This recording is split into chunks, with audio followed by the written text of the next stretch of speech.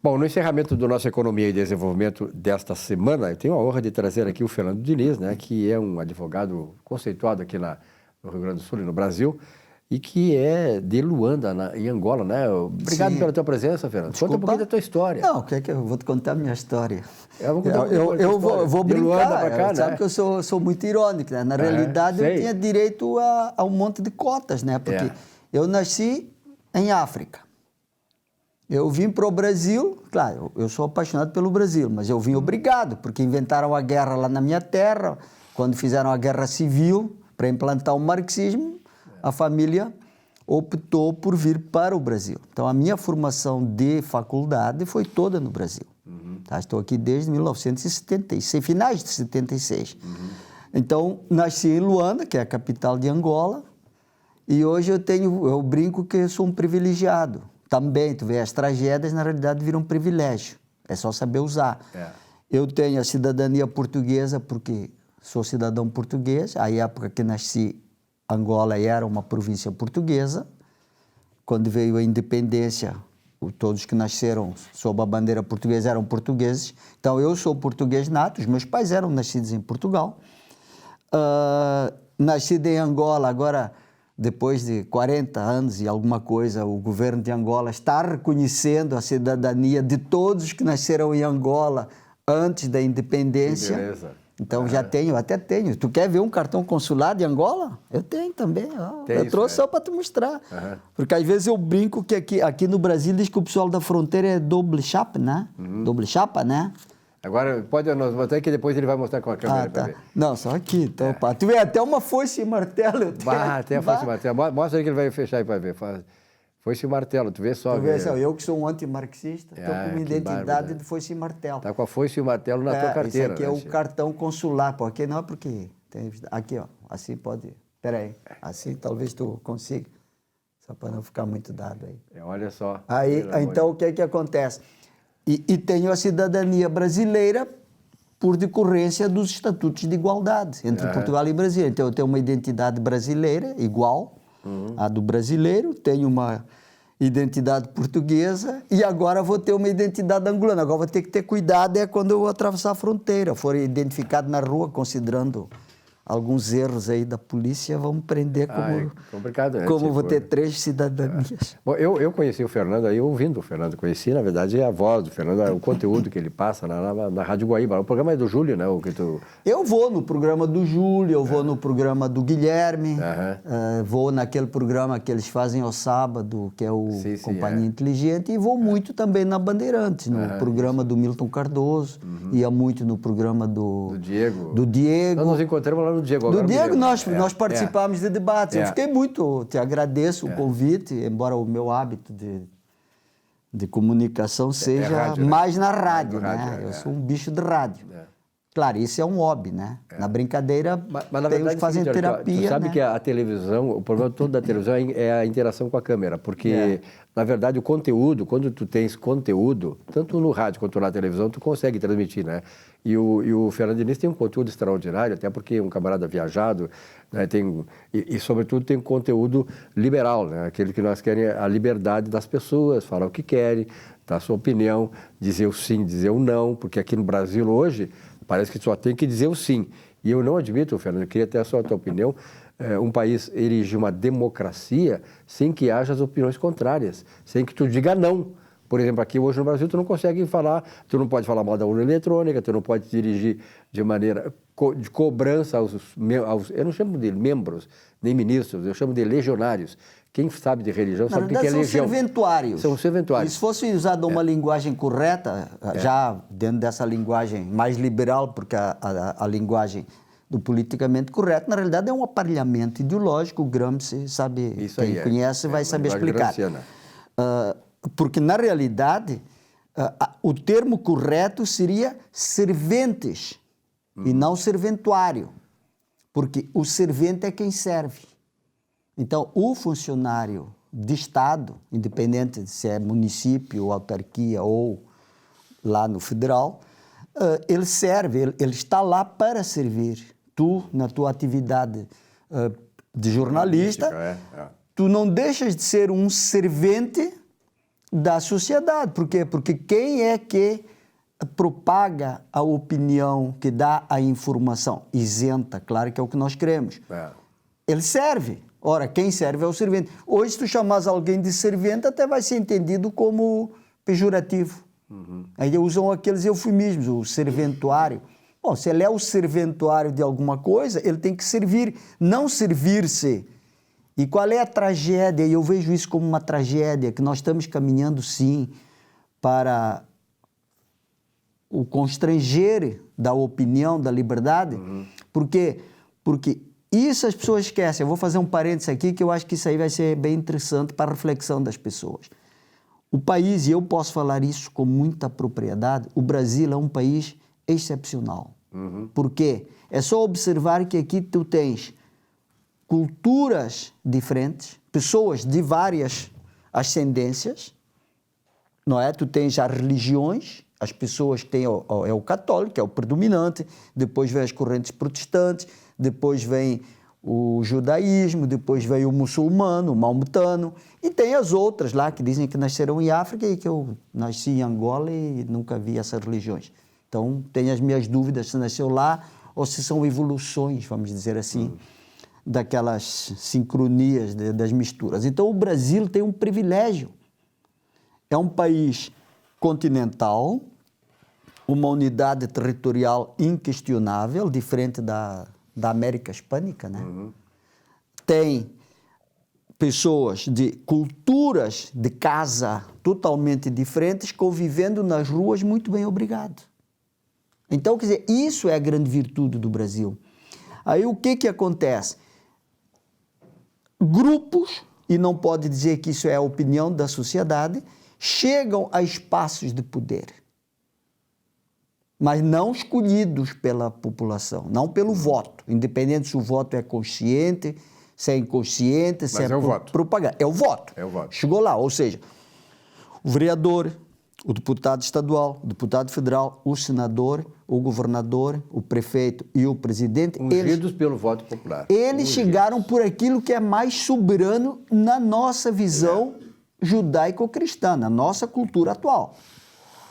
Essas pessoas que chegaram lá, independente de terem alguma ideia diferente daquela que eu possa ter, enquanto estão no mandato, eles têm que ser respeitados. E eles são os serventuários, eles são os serventes da opinião. E tem uma coisa que é dita e cobrada.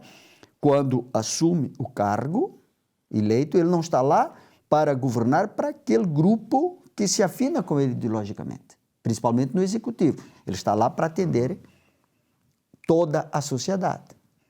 E tem que fazer isso, porque se não fizer isso, ele, na próxima eleição, não vai conseguir. Muito bem. Aí se utiliza, que eu uso também, aí vamos lá, os amigos do politicamente correto, já vamos jogar pedra de novo.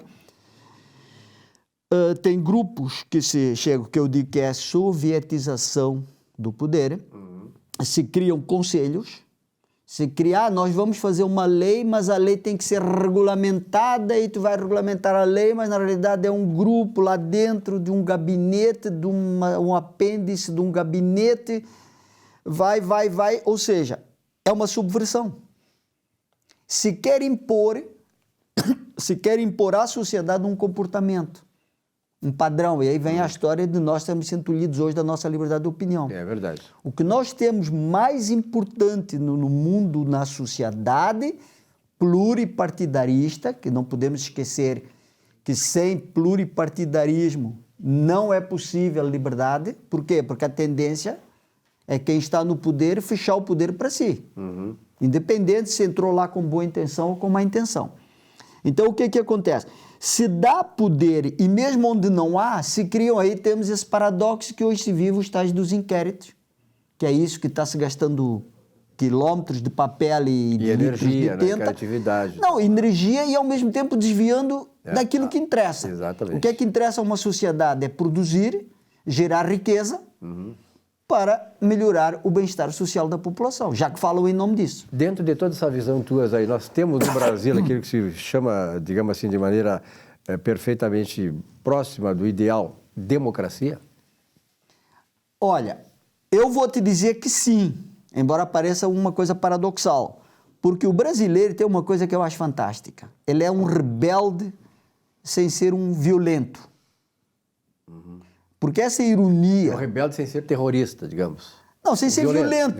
Sem ser violento. Porque o terrorismo, eu vejo assim, não há diferença entre alguém que vai lá e vai cometer um atentado do ponto de vista material, humano, que vai lá colocar uma bomba, e aquele que se utiliza de algum artifício para subjugar ou botar terror ou botar medo. Porque no momento, voltando à tua pergunta inicial, a questão do perda ou castração da opinião. E isso é de uma perversidade, porque vai subjugar as pessoas do ponto de vista psicológico. E qual é a corrente mais difícil, ou o grilhão mais difícil de romper? É o grilhão físico ou é o psicológico? Eu acredito que é o psicológico. Senão os psiquiatras não estavam com os consultórios e os psicólogos literalmente assoberbados. Então, a sociedade, ela tem que entender que não pode permitir-se escolher um grupo de pessoas que se julgam ou se imaginam... Acima de tudo, né? Do bem e do mal. Acima, que eles podem escolher que eu não posso usar uma determinada linguagem. Eu estava ouvindo no rádio, quando estava vindo para cá, me chamou a atenção, o secretário municipal aqui, até bem conceituado, sim, a pessoa está fazendo um trabalho excepcional, mas ele estava fazendo alguma coisa que quando assumiu agora essa prefeitura, que está aí, né, esse governo municipal, um vereador teve uma atitude totalmente equivocada por causa de uma frase, né, que tem no hino rio-grandense, a questão de quem o povo que não se... Não sei como é que é direito, mas é quase aquela coisa, se tu não te sujeitas, ou se tu te sujeitas, tu perdes, é alguma coisa nesse sentido. Virtude não é escravo. É isso aí. Aí e ele estava dizendo, olha, ele não conhece história. Não conhece história. É um contexto quando foi feito o hino. Então, quer dizer, a língua portuguesa, ela é rica, ela talvez seja o idioma com mais opções de vocábulos, de sinônimos, e as pessoas querem utilizar uma situação, pensar uma coisa e criar uma história para desvirtuar. Se nós imaginarmos essa história da subjugação, da escravatura, quem vai para a Europa? Olha aqueles monumentos fantásticos que hoje, literalmente, principalmente na Itália, né, que talvez seja uma das principais receitas, né, do país, é o turismo. É o turismo. As pessoas vão lá olhar o Coliseu, olhar aquelas belas obras de arte, né, legados, né? Isso vale para quase toda a Europa. Quem que construiu aquilo? Foram escravos, a grosso modo.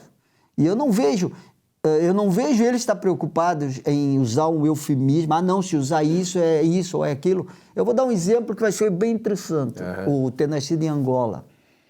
Quando eu era criança, as pessoas chamavam, porque existiu isso. Quem nascia lá e era branco, era considerado branco de segunda.